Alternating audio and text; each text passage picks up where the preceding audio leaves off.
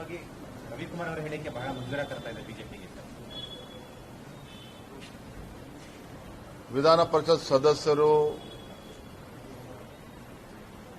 ಆತ್ಮೀಯರಾಗಿರ್ತಕ್ಕಂಥ ರವಿಕುಮಾರ್ ಅವರ ಹೇಳಿಕೆ ನಾನು ಕೂಡ ನಿನ್ನೆ ಮಾಧ್ಯಮಗಳಲ್ಲಿ ಗಮನಿಸಿದ್ದೇನೆ. ಅದಕ್ಕೆ ರವಿಕುಮಾರ್ ಅವರು ಸ್ಪಷ್ಟನೆಯನ್ನು ಕೂಡ ನೀಡಿದ್ದಾರೆ. ರವಿಕುಮಾರ್ ಸ್ಪಷ್ಟನೆಯನ್ನು ಕೂಡ ನೀಡಿದ್ದಾರೆ.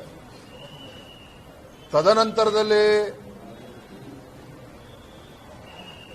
ಅಧಿಕಾರಿಗಳ ಒಂದು ಅಸೋಸಿಯೇಷನ್ ಇದೆ, ಐಎಎಸ್ ಆಫೀಸರ್ಸ್ ಅಸೋಸಿಯೇಷನ್, ಅವರೆಲ್ಲರೂ ಕೂಡ ಮುಖ್ಯಮಂತ್ರಿಗಳನ್ನ ಭೇಟಿ ಮಾಡಿ ಕಂಪ್ಲೇಂಟ್ ಅನ್ನು ಕೂಡ ಕೊಟ್ಟಿದ್ದಾರೆ ಅಂತೇಳಿ ಮಾಹಿತಿ ಬಂದಿದೆ.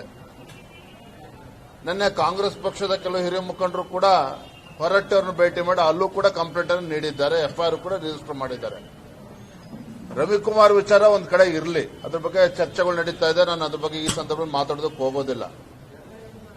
ಸ್ವತಃ ಮುಖ್ಯಮಂತ್ರಿಗಳು ಸಿದ್ದರಾಮಯ್ಯನವರು ಬೆಳಗಾವಿನಲ್ಲಿ ಬಹಿರಂಗ ಸಭೆಯಲ್ಲಿ ವೇದಿಕೆ ಮೇಲೆ ಒಬ್ಬ ಮುಖ್ಯಮಂತ್ರಿಗಳು ಒಬ್ಬ ಹಿರಿಯ ಪೊಲೀಸ್ ಅಧಿಕಾರಿಗೆ ಕಪಾಳು ಕುಡಿಯಕ್ಕೆ ಹೋದ್ರಲ್ಲ, ಅವಾಗೆಲ್ಲ ಹೋಗಿತ್ತು ಅಸೋಸಿಯೇಷನ್ಗಳು. ಅದಕ್ಕಿಂತ ಮುಂಚಿತವಾಗಿ ಸಿದ್ದರಾಮಯ್ಯನವರು ಇದೇ ಮುಖ್ಯಮಂತ್ರಿಗಳು ಮೈಸೂರಿನಲ್ಲೂ ಎಲ್ಲ ಒಂದು ಸರ್ಕಾರಿ ಕಾರ್ಯಕ್ರಮದಲ್ಲಿ ಜಿಲ್ಲಾಧಿಕಾರಿಗಳಿಗೆ ಬೆದರಿದ್ರು, ಎದ್ದೇಳು ಅಂತೇಳಿ ಅಪಮಾನ ಮಾಡಿದ್ರು ಹಿರಿಯ ಐಎಎಸ್ ಅಧಿಕಾರಿಗೆ. ಅವಾಗೆಲ್ಲೋಗಿತ್ತು ಐಎಎಸ್ ಅಸೋಸಿಯೇಷನ್. ನಾನು ಇಲ್ಲಿ ಯಾರನ್ನೂ ಕೂಡ ಡಿಫೆಂಡ್ ಮಾಡ್ಕೊಳ್ತಾ ಇಲ್ಲ. ರವಿಕುಮಾರ್ ಏನ್ ಹೇಳಿದ್ದಾರೆ ಅದ್ರ ಬಗ್ಗೆ ಸ್ಪಷ್ಟೀಕರಣ ನೀಡಿದ್ದಾರೆ. ಆದ್ರೆ ಇವತ್ತೇನು ಅಸೋಸಿಯೇಷನ್ಗಳು ಇವತ್ತು ಪದೇ ಪದೇ ಮುಖ್ಯಮಂತ್ರಿಗಳು ಭೇಟಿ ಮಾಡಿ ಆಕ್ಷನ್ ತಗೋಬೇಕು.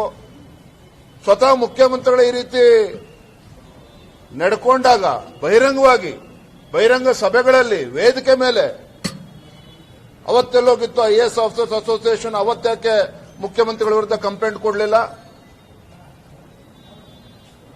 ಹಾಗಾಗಿ ಎಲ್ಲವೂ ಕೂಡ ಚರ್ಚೆ ಆಗಲಿ, ಜನ ಕೂಡ ಎಲ್ಲವನ್ನೂ ಕೂಡ ಗಮನಿಸ್ತಾ ಇದ್ದಾರೆ.